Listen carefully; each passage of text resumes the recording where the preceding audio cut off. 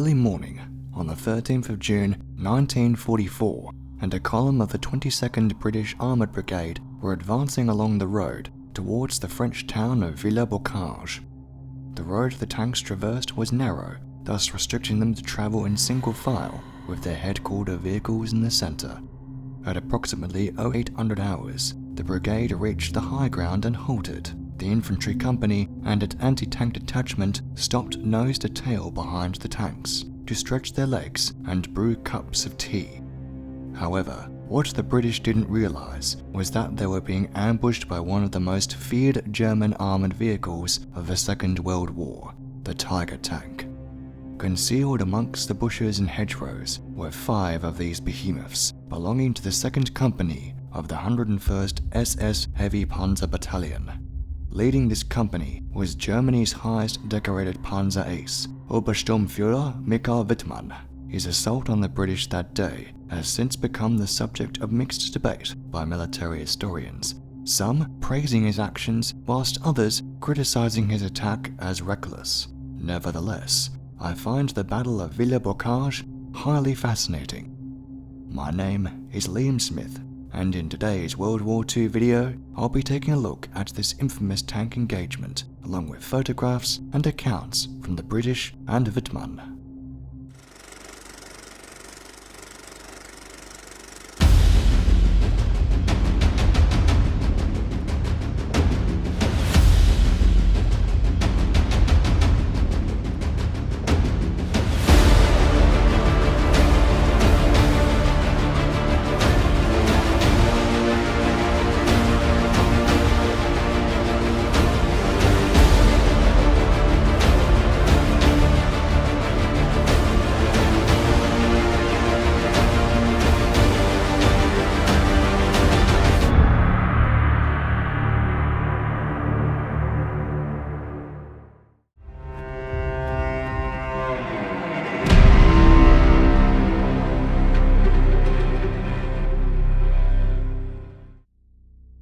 The sudden appearance of the British tank column had caught Wittmann by surprise. He stated, "I had no time to assemble my company. Instead, I had to act quickly, as I had to assume that the enemy had already spotted me and would destroy me where I stood. I set off with one tank and passed the order to the others to not retreat a single step, but to hold their ground." With his own Tiger out of commission, Wittmann had only 5 Tigers at his disposal, with 2 of them ready for immediate combat. The others were hampered with mechanical problems. It was at this moment that Wittmann decided to take action himself, and the decision was certainly a tough one and required split-second thinking. He noted, "The decision was a very difficult one. Never before had I been so impressed by the strength of the enemy as I was by those tanks rolling by. But I knew it absolutely had to be, and I decided to strike into the enemy." Wittmann then sprinted towards Tiger 222 and climbed into the commander's cupola. He ordered his new driver, Walter Müller, to crank up the vehicle for an all-out attack on the British formation. Also on board this Tiger were gunner Bobby Voll, loader Gunther Bolt, and radio operator Gunther Jonas. Wittmann and the 2 other running Tigers left the cover of the bushes, and he focused on the vehicles to the rear of the advancing British column, whilst the other 2 Tigers of the company were dispersed to concentrate on another section of the column.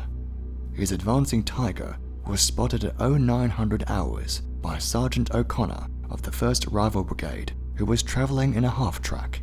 He broke radio silence and shouted, "For Christ's sake, get a move on! There's a Tiger running alongside us 50 yards away." This was the only warning the British would receive. The Tiger crashed through the bushes and emerged onto the highway behind the British troops. The first vehicle Wittmann encountered was a stationary Cromwell at the rear of the column.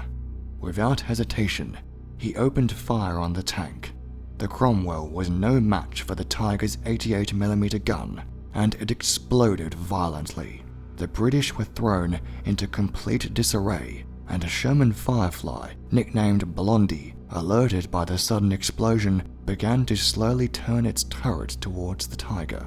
It was the only tank present in the column that would pose a serious threat to the Tiger because of its lethal 17-pounder gun. Unfortunately, The Firefly was facing the opposite direction, and it was reduced to a flaming mass of metal and debris by the Tiger's gun.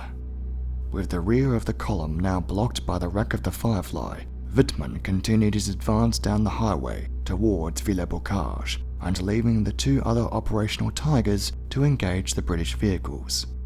Meanwhile, 23-year-old Lieutenant John Cloudsley Thompson, who was in command of a Cromwell tank, could only watch in shock as the tank in front of him was blasted by a shell from Wittmann's Tiger. He stated, "We had stopped on the outskirts of town. I was tank number 2 out of 4 tanks. We were close together at about 15 to 20 yards between tanks. Suddenly, the tank in front of us burst into flames. No one got out. The British scattered and ran for the nearest protection, hastily abandoning their vehicles, and some of them still had their engines running. Wittmann's gunner, Bobby Vaux, then grabbed the MG-34 and sprayed one of the scout cars with bullets. Wittmann then turned his attention to the column of the lightly armoured vehicles along the road. Not needing to utilise the power of the 88mm gun, he drove alongside the parked vehicles, whilst gunner Bobby Vaux and radio operator Gunter Jonas, who was operating the bow gun of the Tiger, hammered the vehicles with a volley of machine gun fire. Wittmann noted, "I knocked out 3 tanks from the column, then 1 from the left. Then I drove straight into the town. I drove along the street, knocking out every vehicle that came towards me as I went. The enemy was thrown into a state of total confusion. In just a few minutes, 13 lightly British armoured vehicles were reduced to a flaming wreck by the Tiger. As the Tiger continued towards the town, its path was suddenly blocked by 3 Stuart light tanks. The lightly armed 15-ton vehicles were no match for the power of the 88mm gun, but one of the Stuarts, commanded by Lieutenant Rex Ingram, attempted to maneuver into the middle of the road and block Wittmann's path. The 2 other Stuarts fired at the Tiger with their 37mm guns, and their shells ricocheted off the tank's thick armour. Ingram's bravery was futile, as the last thing he and his crew would hear was the resounding boom of the Tiger's cannon. The other Stuarts met the same fate. Wittmann forced the Stuart blocking his path to the side and fired a high-explosive shell into a scout car. The disabled vehicle was blown into the middle of the road, and with the obstacle out of the way, the Tiger rumbled forward and headed into the town.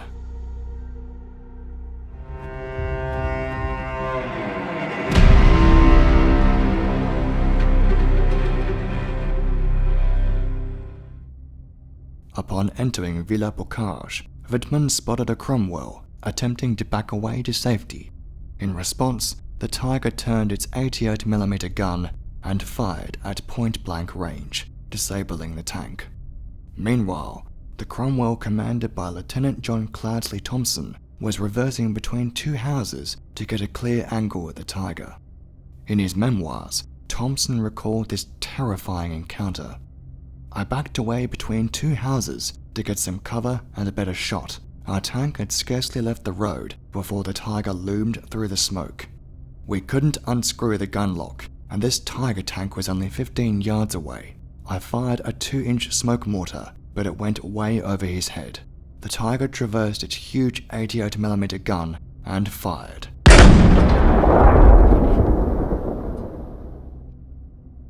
I felt my legs tingling as the shot passed between them. Flames licked the turret, and my mouth was full of grit and burnt paint. 'Bail out!' I yelled, and leapt clear."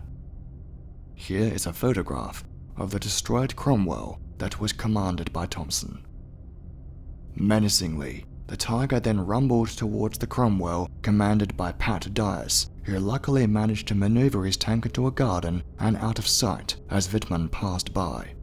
I was able to find a fascinating interview of Dias as he recalled the frightening moment of his encounter with Wittmann's Tiger. "I pulled back into somebody's front garden and was hidden from the Tiger. I then saw it come down straight in front of me, not 20 yards away, with its iron crosses painted on the side. And I then had to make up my mind very quickly what to do. So I said, driver, follow that tank, like to a taxi driver. And we took a moment getting going, and by which time the Tiger had disappeared round the bend. The awkward moment was when he had met another of our tanks with a big gun, a Firefly, and was coming back again as we met head-on at about 100 yards range, which was not good news. And I fired at him twice, and as before they bounced off, and he then fired at me once, which did not bounce off. It killed 2 of my crew, and I was literally blown out of the top. Luckily. This is a photograph of the wrecked Cromwell that belonged to Pat Dias after its encounter with Wittmann's Tiger. Having escaped from his wrecked Cromwell, Dias sought refuge in a nearby garden where he encountered a local French girl who had also been witness to the morning's carnage. Dias and the girl ran into a side street where she assisted him in getting back to his squadron. He had suffered shrapnel wounds to his face and in his eyes. Fortunately, the person who treated Dias was an eye surgeon. He placed a magnet over his eyes and removed the small bits of shrapnel. He explained to Dias that if the shrapnel had stayed in the eyes for 24 hours, he would have been blind for life. He was lucky to be alive.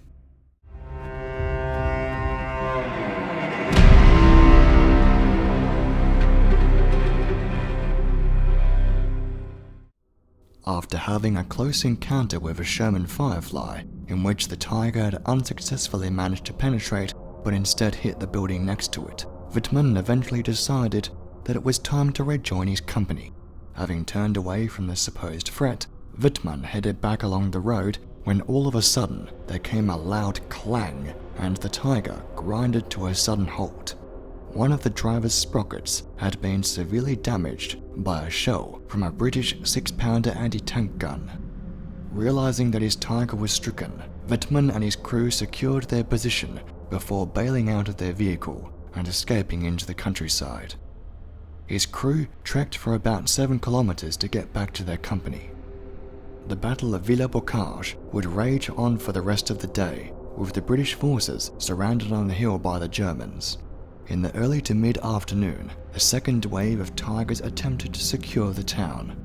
This time, however, the British were waiting and fought valiantly.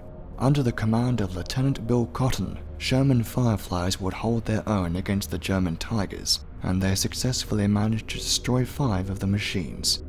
To inflict further damage, Cotton's men doused the stationary German vehicles with petrol and blankets to prevent the Germans from repairing them. In the end, the 22nd Armoured Brigade would retreat back to their proper lines, and the German units secured the town, taking many of the men on the hill prisoner. The following evening, on June the 14th, to cover the withdrawal, 337 RAF bombers dropped 1,700 tons of high explosives on targets around Villers Bocage, destroying 1 Tiger tank and damaging 3 more. After being severely damaged by the fighting on the 13th of June and the subsequent bombing raids, the town was eventually liberated on the 4th of August 1944. For his actions at Villers Bocage, Wittmann was promoted to Obersturmfuhrer and awarded swords to his Knight's Cross of the Iron Cross. The tale of his battle with the British was heavily exaggerated by the Nazi propaganda machine. And to conclude this video, I want to share an extremely rare audio recording of Mikhail Wittmann being interviewed by a German reporter. Here is a sample. Obersturmführer Wittmann sitzt jetzt hier auf dem Gefechtsstand der Division bei uns und ist noch sehr abgespannt von der Härte dieses Kampfes. Obersturmführer, das war wohl der härteste Kampf, den Sie je gehabt haben. Ja, ich muss schon sagen, dass mir der Entschluss sehr, sehr schwer gefallen ist. Und noch niemals früher war ich dermaßen beeindruckt von der Stärke der vorbeirollenden Panzer. Ich wusste aber, dass es unbedingt sein muss und entschloss mich, in den Gegner hineinzustoßen. Das war also ein ganzes Panzerregiment, das da an Ihnen plötzlich vorbeirollte? Das war ein ganzes Panzerregiment. Dieses Panzerregiment hat mich überrascht. Ich hatte den Auftrag, mich in Gegend wie mir bereit zu halten, um eventuell angreifenden Gegner aus nordwestlicher Richtung. Ich war in meinem Gefechtsstand, habe gar nicht daran gedacht, dass nun plötzlich Gegner auftauchen könnte. Hatte einen Führer zur Verbindungaufnahme zu einer anderen vorne eingesetzten Einheit weggeschickt und wartete nun, bis dieser mit neuen Meldungen zurückkam.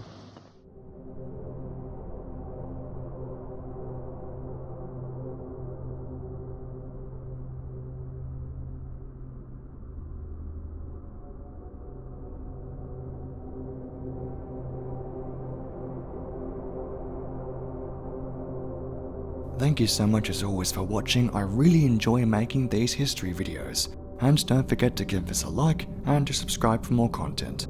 Finally, a shout out to my amazing subscribers for your ongoing support of the channel. Liam Smith with Agent Smith Voice Productions. Until then, stay tuned, I'll see you next time.